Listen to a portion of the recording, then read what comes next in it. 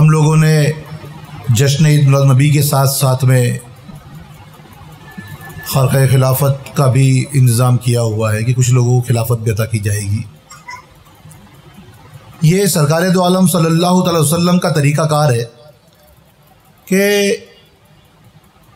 انہوں نے اپنے بعد، کیونکہ ہم سب کے آقا کے بعد کوئی نبی نہیں ہے، تو ختم رسالت پر آغاز ولایت ہے۔ قرآن شریف اللہ فرماتا ہے وَلَٰكِنَّ رسول اللہ وخاتم النبیین، یعنی سرکار دو عالم صلی اللہ تعالی وسلم پر ختم نبوت ہے۔ جب آدم علیہ السلام سے لے کر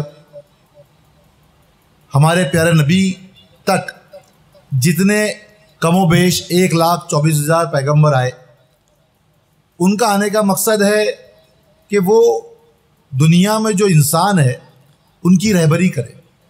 ان کی رہبری کرنے کے لیے اتنے سارے نبی آئے، اور سب وقت کے اعتبار سے الگ الگ وقت میں الگ الگ جگہوں پر نبی آتے رہے۔ تو اللہ کی جانب سے جتنے نبی مابعوث کیے گئے اور وہ نبی آتے رہے، وہ انسانوں کی رہبری کے لیے آتے رہے، اور ان کی رہبری کی انہوں نے۔ ہر کسی کی امت ہے، اور ہر نبی نے اپنے اپنے دور میں نبوت کی اور لوگوں کی رہبری کی۔ اب سمجھنا یہ ہے کہ جتنے بھی نبی اور رسول آئے تو ان کے دور میں بھی اللہ کی جانب سے کتابیں نازل ہوئی ہیں۔ ابھی کچھ کم فہم لوگ یہ بھی کہتے ہیں کہ جیسے آسمانی 4 کتابیں ہیں، توریت ہے، زبور ہے، انجیل ہے، تو وہ کتابیں رد کر دی گئی اور پھر قرآن نازل ہوا۔ اگر ہم یہ کہیں گے کہ وہ رد کر دیے گئے، یہ کہہ سکتے ہیں کہ اب وہ نبی جو ہے ان کا دور نہیں رہا، اور ہمارے نبی آ گئے تو اس کے بعد ہمارے نبی کی بات رہے گی۔ وہ کتابیں رد نہیں کی گئی ہے، اللہ کی بات کو رد نہیں کیا جا سکتا۔ قرآن شریف میں بھی ایسی کئی آیتیں ہیں جس کو آیت ناسخہ کہتے ہیں، جس پہ عمل نہیں کرتے ہیں، لیکن اس کو رد نہیں کیا جاتا، قرآن میں پڑھا جاتا ہے، اور اس کو پڑھنے کا بھی انسان کو ثواب ملتا ہے، جس کو آیت ناسخہ کہتے ہیں۔ مثال کے طور پہ جیسے ایک بات کہی گئی کہ جب شراب حرام نہیں تھی اس وقت میں، کہ جب تم شراب پی ہوئی حالت میں ہو تو نماز کے قریب نہ جاؤ، لیکن یہ اس وقت نازل ہوئی تھی جب شراب حرام نہیں کی گئی تھی۔ اب یہ آیت جو ہے استعمال میں نہیں لی جا سکتی، کیونکہ اب اس کے بعد شراب حرام ہو چکی ہے، لیکن ہم وہ آیت بھی پڑھتے ہیں جو نازل ہوئی ہے، قرآن شریف میں ہے وہ بھی لکھی ہوئی، اور ہم پڑھتے ضرور ہیں، بھلے ہی اس پہ عمل نہیں کرتے ہیں، تو اس کو رد نہیں کیا گیا۔ اگر اس کو رد کیا جائے گا تو اس کا مطلب ہے نبی بھی رد ہوں گے، ان کا پیغام بھی رد ہوگا۔ تو کیا ہم نے موسیٰ علیہ السلام کو، عیسیٰ علیہ السلام کو، داؤد علیہ السلام کو رد کیا ہے؟ کیا کسی جگہ پہ لکھا ہے؟ نہیں۔ تو نبیوں کو رد نہیں کیا گیا، تو ان کے پیغام کو رد نہیں کیا گیا، تو اللہ کی جانب سے اترا ہوا قرآن بھی رد نہیں کیا جائے گا۔ قرآن رہے گا، چاہے ہم اس پہ عمل کریں نہ کریں، لیکن بات تو اللہ کی ہی رہے گی، کیونکہ نازل تو اللہ کی جانب سے ہوا ہے۔ ہم خود کہتے ہیں نا 4 آسمانی کتابیں ہیں، تو رد نہیں کی گئی۔ اب یہ جتنی کتابیں نازل ہوئی اور جو نبی آئے، وہ انہوں نے اپنے اپنے دور میں اپنے اپنے لوگوں کو، جو ان کی امت تھی، ان کو راہ راست بتایا اور ان کو راہ راست پہ لانے کی کوشش بھی کی۔ اگر کوئی برائی پہ تھے تو اس برائی کے راستے چھوڑ کر اس کو اچھائی کے راستے پہ لانے کی کوشش کی۔ یہ معاملہ چلتا رہا۔ قرآن شریف اللہ نے فرمایا کہ کسی قوم کو چھوڑا نہیں گیا ہے رہبر کے بنا، کسی قوم کو نہیں چھوڑا گیا ہے۔ تو اب ہمارے پیارے آقا محمد مصطفیٰ صلی اللہ علیہ وسلم کو پردہ فرما کے 1400 برس سے زائد وقت ہو چکا، تو کیا یہ قوم ایسے ہی چھوڑ دی جاتی بنا رہبر کے؟ کیا ہمارے آقا نے ہم لوگوں کو بنا رہبر کے چھوڑ دیا ہے؟ اگر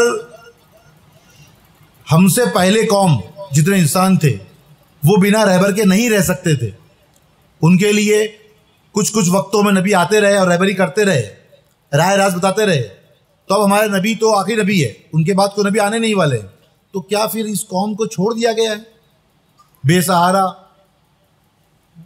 کوئی نہ رہے، ان کا کوئی رہبر نہ ہو، کوئی راستہ بتانے نہ والا ہو، کیا ہمارے سرکار نے ایسا چھوڑ دیا ہے؟ تو پھر یہ رہبری کیسے ہوگی؟ اب تو نبی آئیں گے نہیں، تو تا قیامت تک جتنے بھی عالم انسان میں لوگ پیدا ہوں گے ان کی رہبری کیسے ہوگی؟ کوئی طریقہ کچھ تو ہوگا۔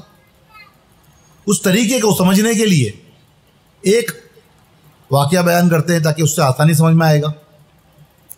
جو اہل تصوف ہے وہ لگ بھگ لوگ جانتے ہیں، اور جو اہل تصوف نہیں ہے وہ اس بات کو نہیں جانتے ہیں، کیونکہ وہ عام لوگ ہیں، ان کو نہیں پتا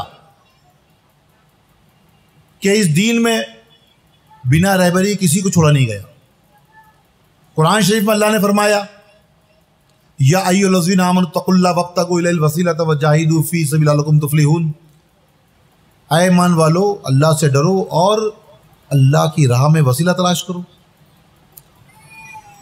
کیونکہ اللہ نے یہ راستہ بتایا ہے کہ وسیلہ ڈھونڈنا پڑے گا۔ اس سے پہلے نبی خود آتے تھے، وہ اعلان کرتے تھے اپنی نبوت کا کہ وہ نبی ہے، لیکن آپ کے بعد کوئی نبی آنے نہیں والے ہیں، تو پھر ایسے وسیلے تلاش کرنے پڑیں گے، جو وسیلے سرکار کی طرف سے اور اللہ کی طرف سے بنائے جائیں گے، ان وسیلوں کو تلاش کرنا پڑے گا۔ تو ایک واقعہ سنو کہ جب ہمارے پیارے آقا شب معراج پہ چلے گئے، جب وہاں سے لوٹے تو آپ کو ایک خرقہ خلافت عطا کیا گیا۔ خلافت کا خرقہ، کیونکہ اب نبوت کے بعد ولایت کا آغاز ہے، نبوت کے اختتام پر، اس کے خاتمے پر ولایت کا آغاز کیا گیا، تو اب ولی ہوں گے، اب نبی نہیں ہوں گے۔ اور یہ ولی کون ہوں گے؟ یہ سب کے سب ہمارے نبی کے قائم مقام ہوں گے، خلیفہ ہوں گے، جہاں بھی ہوں گے وہ نبی کے مقصد کو، ان کے دین کے مقصد کو لے کے چلیں گے۔ اس کے لیے شب معراج میں اللہ کی جانب سے ہمارے پیارے نبی کو خرقہ عطا کیا گیا کہ وہ یہ خرقہ عطا کرے اپنے صحابہ میں سے کسی کو، کہ جو ایک کے بعد دیگر لوگوں تک خلافت پہنچتی رہے گی، اور وہاں پر جو دین کا مقصد ہے وہ جاری اور ساری رہے گا تا قیامت تک۔ تو ایک سسٹم کریٹ کیا گیا، تو اس کے لیے اللہ نے خرقہ خلافت عطا کی۔ اب وہ خرقہ عطا کیا جو شب معراج میں خرقہ کہتے ہیں، ایک جھبے، وہ عطا کیا، تو ہمارے پیارے آقا نے اپنے صحابہ کے درمیان میں یہ بات رکھی کہ اللہ کی جانب سے وہ خرقہ عطا کیا گیا ہے، جس سے یہ دین آگے میرے بعد چلے گا، وہ خلافت آگے چلے گی۔ اس کے لیے سب سے پہلے ہمارے پیارے آقا نے حضرت ابو صدیق سے پوچھا کہ ابو بکر، اگر یہ خرقہ خلافت میں تم کو عطا کروں تو تم کیا کرو گے؟ یہ خرقہ خلافت ملنے کے بعد تم کیا کرو گے؟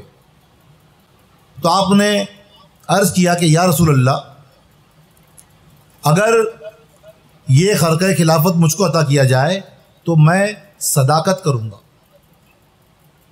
میں صداقت کے راستے پہ چلوں گا، اور لوگوں کو بھی صداقت پہ راستے پہ چلانے کی کوشش کروں گا۔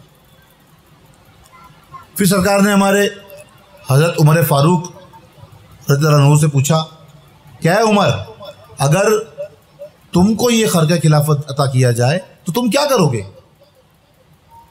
تو انہوں نے عرض کیا کہ یا رسول اللہ، اگر یہ خرقہ خلافت مجھ کو عطا کیا جائے تو میں عدل و انصاف کروں گا، میں عادل بنوں گا، لوگوں میں انصاف قائم کروں گا۔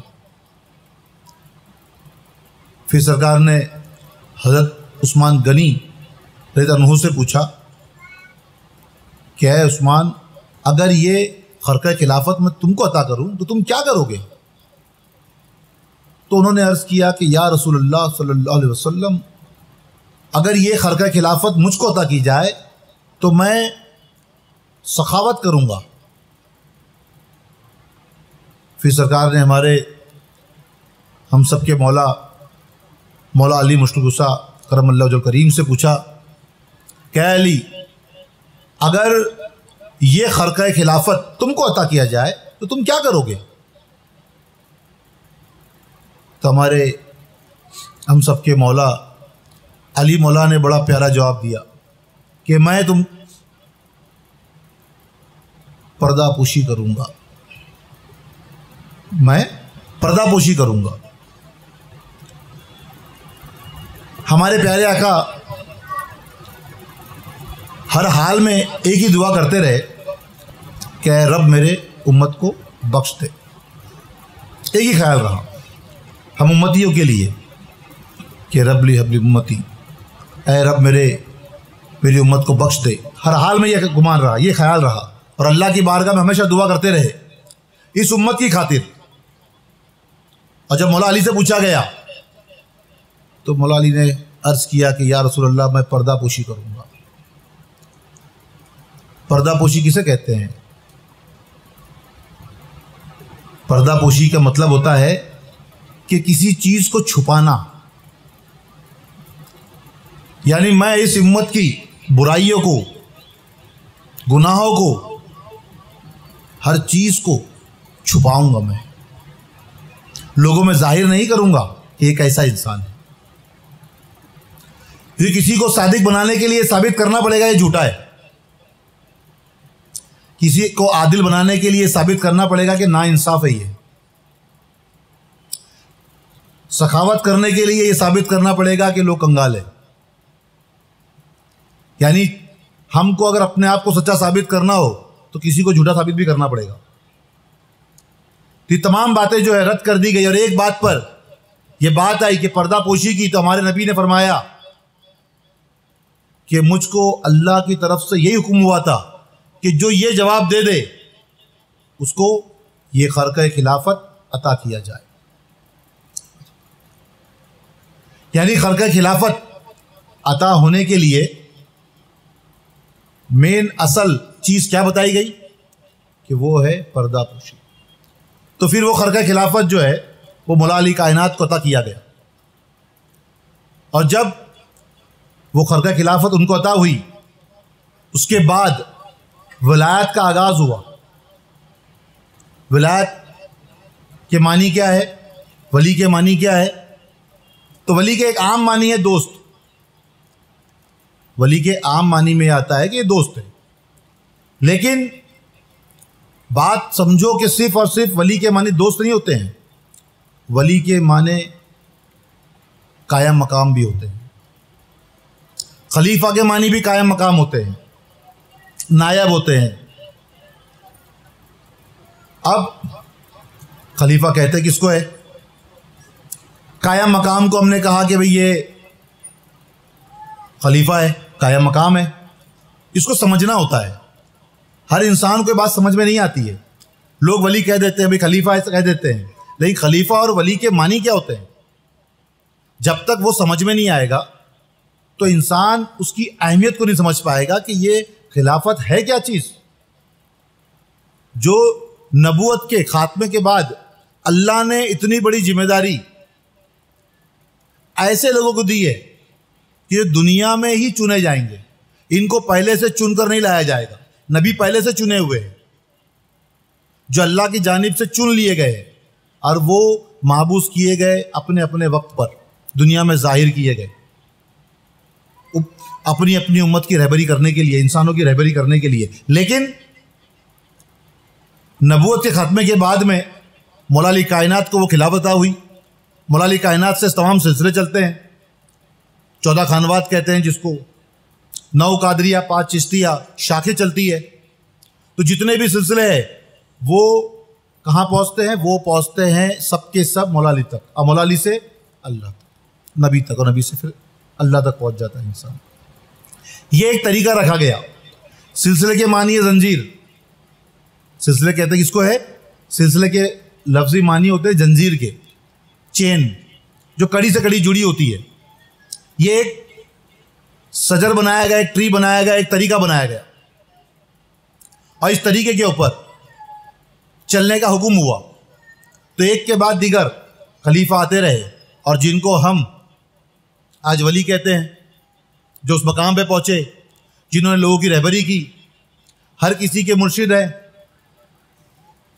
چاہے وہ پھر بڑے پیر سرکار عبدالقادر جیلانی غوث سمنانی ہو، چاہے خواجہ غریب نواز ہو، ایسے ہی دیگر جتنے بھی ولی ہے، یہ سب کے سب کسی نہ کسی کے مرید ہے اور ان کے کوئی نہ کوئی پیر ہے، اور جتنے یہ مرشد ہے یہ سب کے سب خلیفہ بنے ہوئے ہیں، کسی نہ کسی نے خلافت دی ہے، ان کے پیر و مرشد نے خلافت دی، اور دینے کے بعد میں پھر دین میں ان سے ہی تبلیغ کرائی گئی۔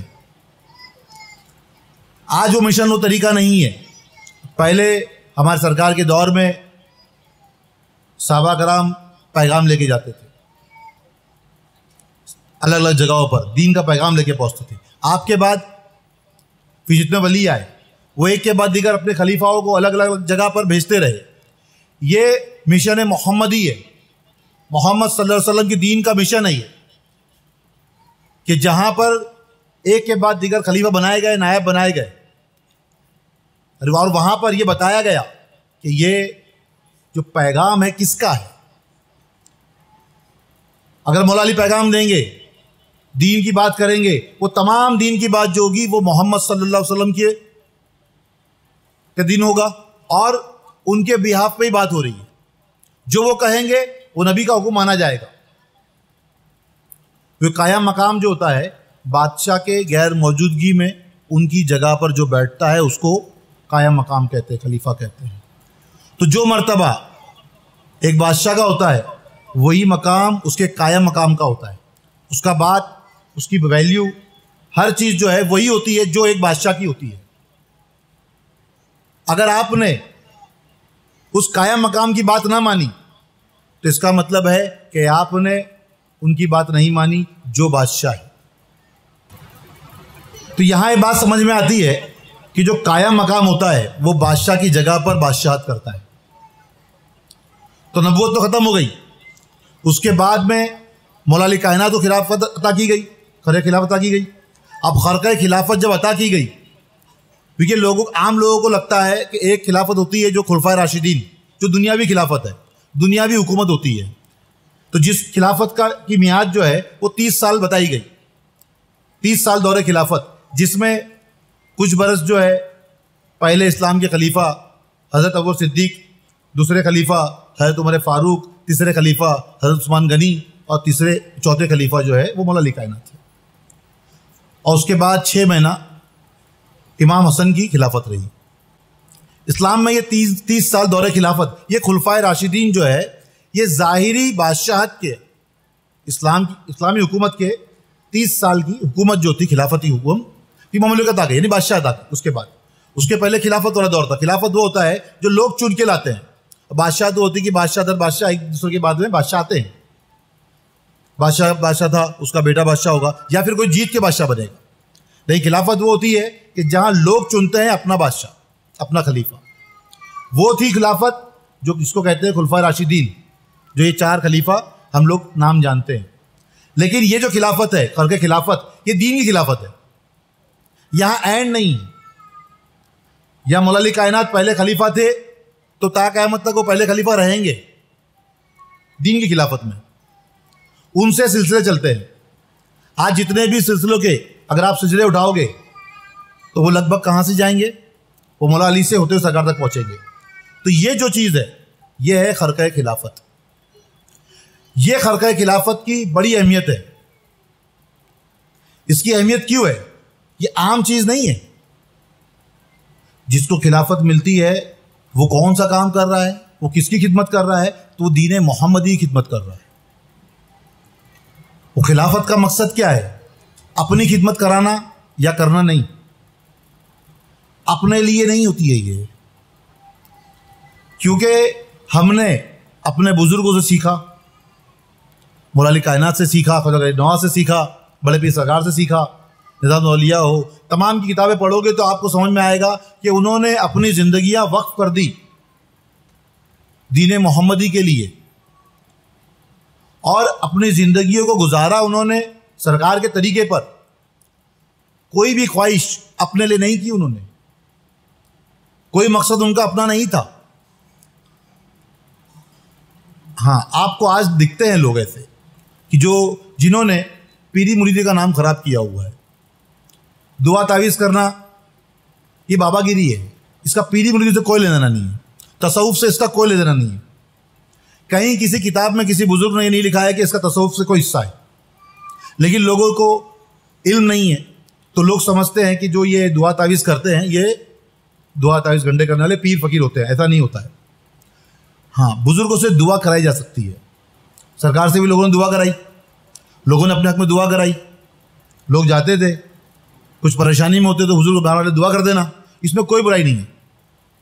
لیکن اس مقصد سے کسی پیر کے پاس جانا کہ وہ دعا تعویذ کریں گے اور تم بھی وہی کام کرنا، یہ بہت بری چیز ہے۔ وارث پاک فرماتے ہیں خاص کر پیروں کے لیے کہ تم دعا تعویذ گنڈوں سے بچے رہنا، کیونکہ یہ تم کو ہلاکت کے در تک پہنچائے گی اور ہلاک کر دے گی، کیونکہ اس میں لالچ ہے، نفس ہے۔ انسان اس کے یہ راستے کا استعمال کرتا ہے، آسان طریقہ، تو یہ سب طریقے غلط ہے۔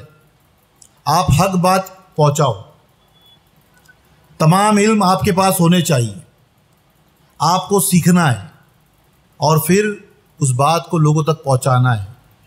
آپ جتنے اچھے مرشد، رہبر، ٹیچر بنو گے تو آپ کے اسٹوڈنٹ بھی اتنے اچھے بنیں گے۔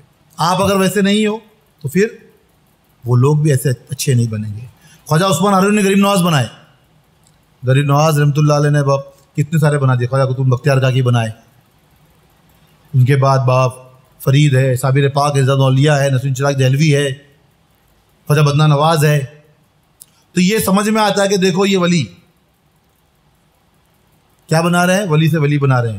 یعنی اگر ایک جلتا ہوا دیا ہے تو وہ بجھے ہوئے دیے کو جلا سکتا ہے، روشن کر سکتا ہے، اور اس کو اس لائق بنا سکتا ہے کہ وہ ہزاروں اور دیوں کو بھی روشن کر سکتا ہے۔ یعنی ایک لا جو ہے اگر جہاں تک پہنچے گی وہاں تک وہ روشنی کر سکتی ہے۔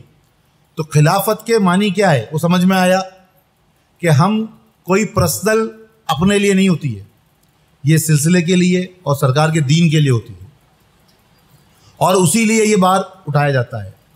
اور جیسے ہی یہ خلافت کا بوجھ رکھا جاتا ہے پھر آپ کی زندگی آپ کی نہیں رہتی، آپ کی اپنی کو پرسنل لائف نہیں رہتی، کیونکہ اب لوگ آپ کی طرف دیکھیں گے، آپ کی طرف رجوع کریں گے، آپ سے امیدیں لگائیں گے کہ آپ ان کو کوئی صحیح راستہ بتاؤ گے، کیونکہ آپ کا وہی کام ہے جو محمد صلی اللہ علیہ وسلم کا کام ہے، جو ان کا مقصد تھا، اسی مقصد کے لیے اپنی زندگی کو جینا، وہ ہے خلافت۔ جو مولا علی کائنات نے زندگی جی، تمام بزرگوں نے زندگی جی، بسم سرکار نے جی، ہمارے پیر و مرشد نے جی، وہی مقصد، اپنے لیے کچھ نہیں ہے۔ سیم چیز آپ کے لیے بھی ہے۔ جو دین کے خلیفہ بنیں گے، جو سلسلے خلیفہ بنیں گے، ان کا کام یہی ہے کہ وہ اپنی پرسنل زندگی کو کبھی بھی آگے نہ دیکھے، ان کی پرسنل لائف جو ہوتی ہے وہ سیکنڈ ہو جاتی ہے۔ کیونکہ ہمارے سرکار دو عالم صلی اللہ علیہ وسلم وہ نبی ہے، جب چاہے جب لوگ پہنچتے ہیں ان کے پاس، ان کو آرام ملے نہ ملے، انہوں نے اپنی زندگی کیسی گزاری ہے تم پڑھ سکتے ان کے بارے میں۔ تکلیفیں اٹھائی، پریشانیاں اٹھائی، لوگوں کی گالیاں سہی، لوگوں نے پتھر برسائے، اپنا وطن چھوڑنا پڑا، اپنی پوری مملکت چھوڑنی پڑی، سب کچھ چھوڑ کر ایک انجان جگہ پر بھی چلے گئے، یعنی بہت تکلیفیں اٹھائی آپ نے، کس کے لیے؟ دین کے لیے۔ ویسے ہی سب نے دین کی تکلیف اٹھائی ہے۔ کیا غریب نواز صاحب ہندوستان کے تھے؟ نہیں تھے نا، یہاں کے، وہ تو ایران کے رہنے والے تھے، سنجر کے، وہاں سے ہندوستان آئے نا، یہاں کے انہوں نے دین کو پھیلایا نا۔ تو یہ تبلیغ ہے، لیکن یہ وہ تبلیغ نہیں ہے کہ جو زبان سے کی جائے، یہ کوئی بھی تبلیغ زبان سے مکمل کبھی نہیں ہوتی۔ جب ایک صحابی نے مولا علی سے پوچھا کہ میں فلاں جگہ جانا چاہوں تبلیغ کرنے کے لیے، مجھ کو اجازت دیجیے، تو مولا علی فرماتے ہیں کہ دھیان رہے، تم اگر دین کی تبلیغ کرو گے تو دھیان رہے کہ زبان کا استعمال نہ کرنا پڑے۔ تبلیغ زبان سے نہیں ہوتی، کردار سے ہوتی ہے۔ ہمارے پیارے آقا نے 40 برس تک اپنے کردار کی تبلیغ کی.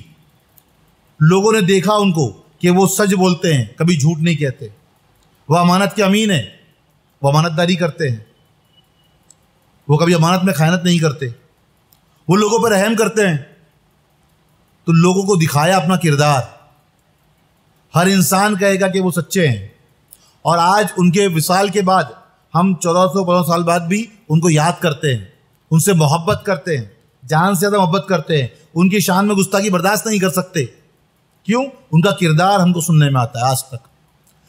آپ کو بھی ویسا کردار بنانا ہے, آپ کو ویسا کردار پیش کرنا ہے جو کردار سرکار کا ہے. مولا علی کائنات کا کردار اپنانا ہے, خواجہ غریب نواز کا کردار اپنانا ہے, تمام بزرگوں کے جو کردار ہے اس کردار کو اپنے کو اپنانا ہے. جب ہم اس کو اپنائیں گے تبھی رائے راست پہ رہیں گے, اور ہم کو دیکھ کے چلنے والا بھی انسان ہماری بات پہ عمل کرے گا. بڑی آسان ایک مثال ہے, سب نے سنی ہوگی, لیکن پھر بھی میں سنانا چاہتا ہوں. سب نے سنی ہوگی, ہر ماں باپ بھی اپنے بچوں کو یہ تعلیم دیتے ہیں, اور جتنے استاد ہوگی وہ بھی یہ تعلیم دیتے ہیں. لیکن پھر بھی میں بتانا چاہتا ہوں کہ اصل میں کسی بھی تعلیم کا اثر کسی اور پہ کیسے ہوتا ہے. کہ ایک بچہ جو تھا وہ گڑ بہت کھاتا تھا, تو اس کی ماں نے بہت روکا اس کو کہ گڑ مت کھاؤ, لیکن وہ نہیں رکتا تھا. تو اس عورت نے اپنے بچے کو لیا اور بڑا سفر لمبا طے کیا, اور بڑے پیر سرکار عبد القادر جیلانی غوث سمنانی کی بارگاہ میں پہنچ گئی,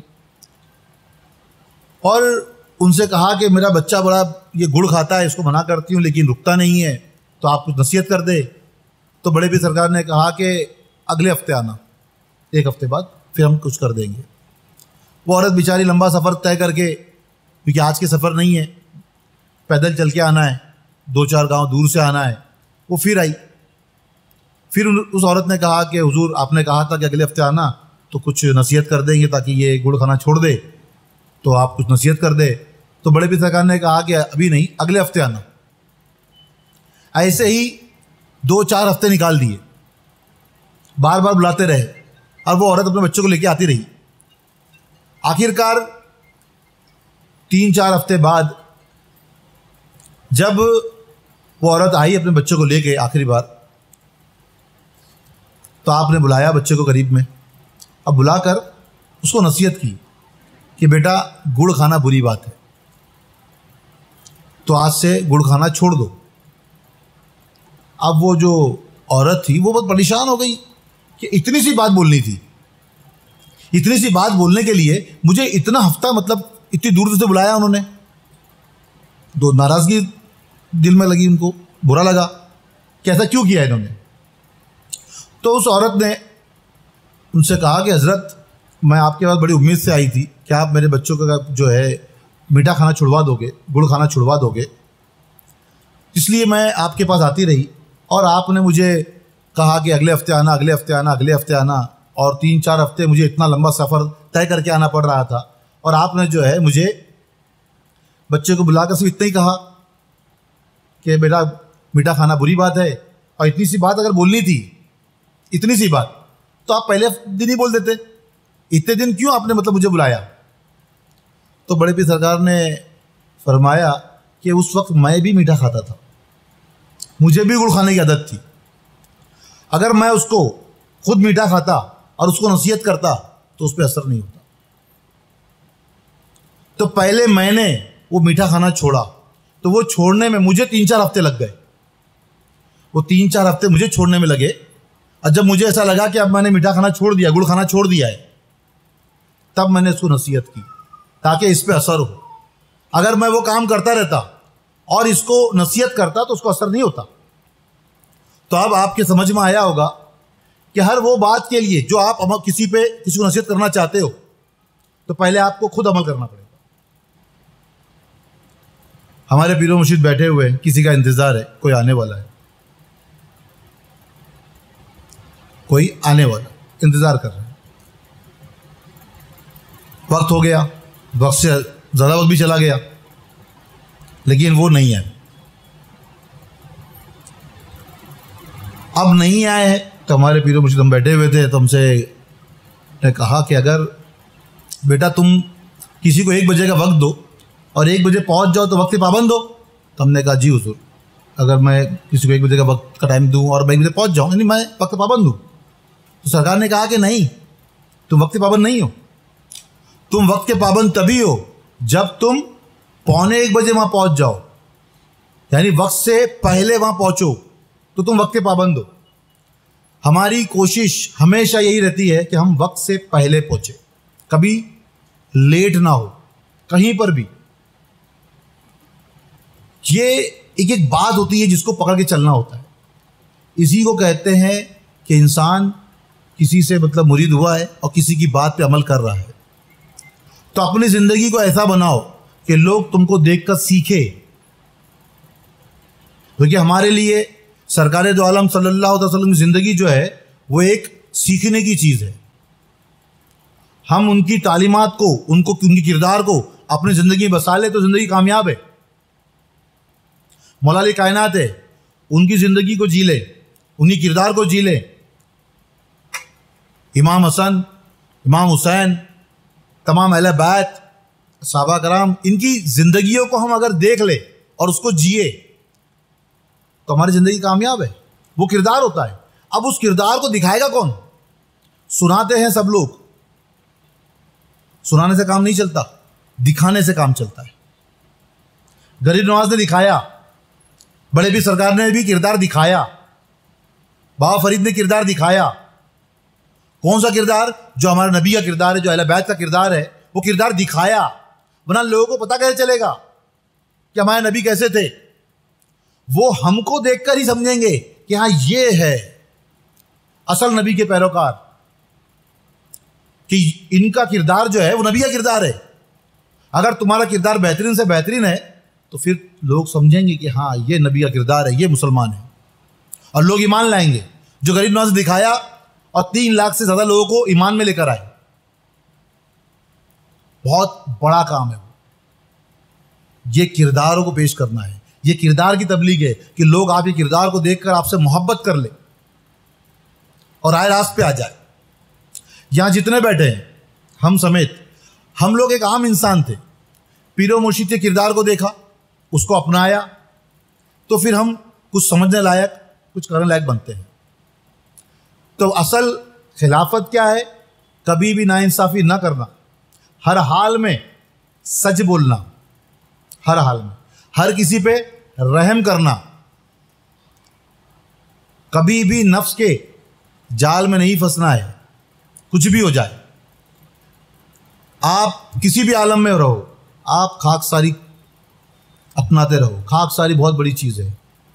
کہیں بھی تمہاری کوئی عزت نہیں ہے, تمام عزت سرکار کی ہے. یہ ہمیشہ یقین کرنا. جس کا تم کام کر رہے ہو, جس کے مقصد کی زندگی جی رہے ہو, تو تمام چیزیں ان کی ہے, تمہارا کچھ نہیں. اگر تم کو لگتا ہے کہ میرا کچھ ہے, تب تو گھمنڈ تکبر انا سب آئے گی اور تم نفس کے فندے میں پھنس جاؤ گے. اس سے بچنے کے لیے تمام سے آسان طریقہ ہمارے پیر و مرشد نے بتایا.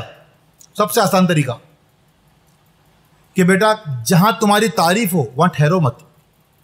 بیٹا جہاں تمہاری تعریف ہو وہاں پہ ٹھہرو مت, اور جہاں ایسا مشکل ہو کہ تم نہ جا سکو, وہاں سے نہ ہٹ سکو, تو پھر یہ خیال کرو کہ جو تعریف ہو رہی ہے تمہارے یار کی ہو رہی ہے, تمہاری نہیں.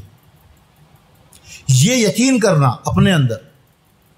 جیسے تم نے یقین کیا کوئی اچھا کام ہوا تم سے, اور تم نے یقین کر لیا کہ تم سے ہو رہا ہے, تو تم نفس کے فندے میں پھنس گئے.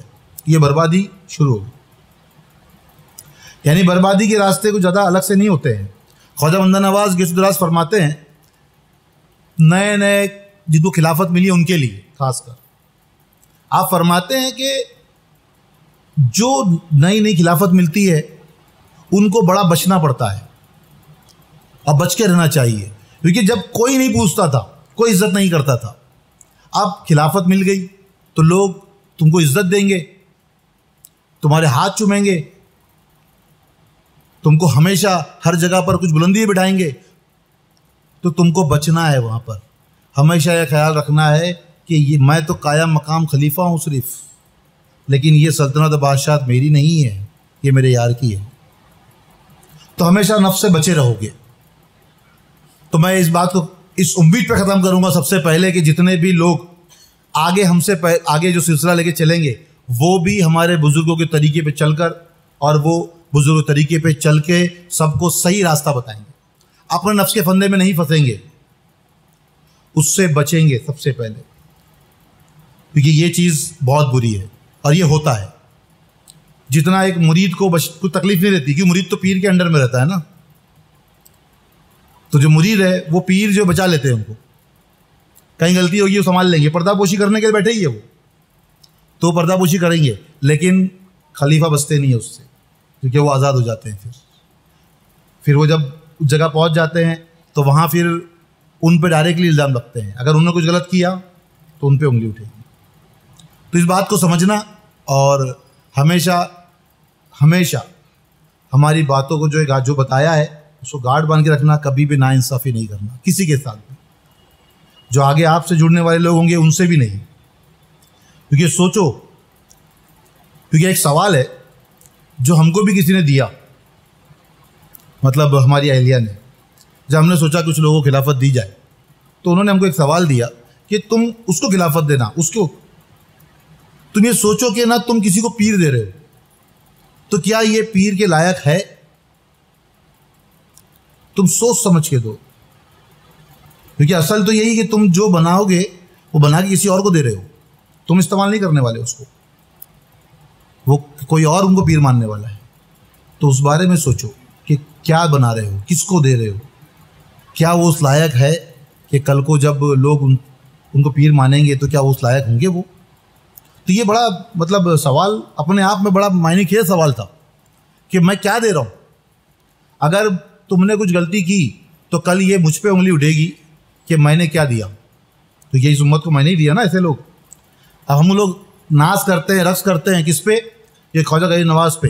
تو خواجہ عثمان ہارونی نے ہم کو خواجہ غریب نواز دیے, خواجہ غریب نواز نے خواجہ قطب بختیار کاکی دیے, انہوں نے بابا فرید دیے, نظام الاولیاء دیے, صابر پاک دیے, ہمارے حسن بخش شاکر رحمۃ اللہ علیہ نے طالب حسین فروخ آبادی دیے, انہوں نے وشنو سرکار دیے, وشنو سرکار نے ارد دادا دیے, ارد دادا نے ہمارے سرکار دیے ہم کو, صوفی محمد رشید اللہ شاہ افتخاری. تو ہم کو ناز ہے نا, تو انہوں نے ایسی ایسی شخصیتیں دی ہم لوگوں کو.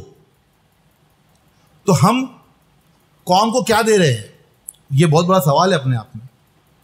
تم کو ہم کو غلط ثابت کرو گے تم, کیونکہ اندر تو یہ دیکھا جائے گا, رزلٹ آئے گا, یہ تو ایک کام ہوا, رزلٹ تو بعد میں آئے گا. تو صحیح اور غلط تم ثابت کرو گے ہم کو کہ ہم اس جگہ صحیح تھے یا غلط تھے, ہے نا. اپنے آپ میں ایک سوال ہے یہ, تو آپ کو صحیح راستے پہ چلنا ہے.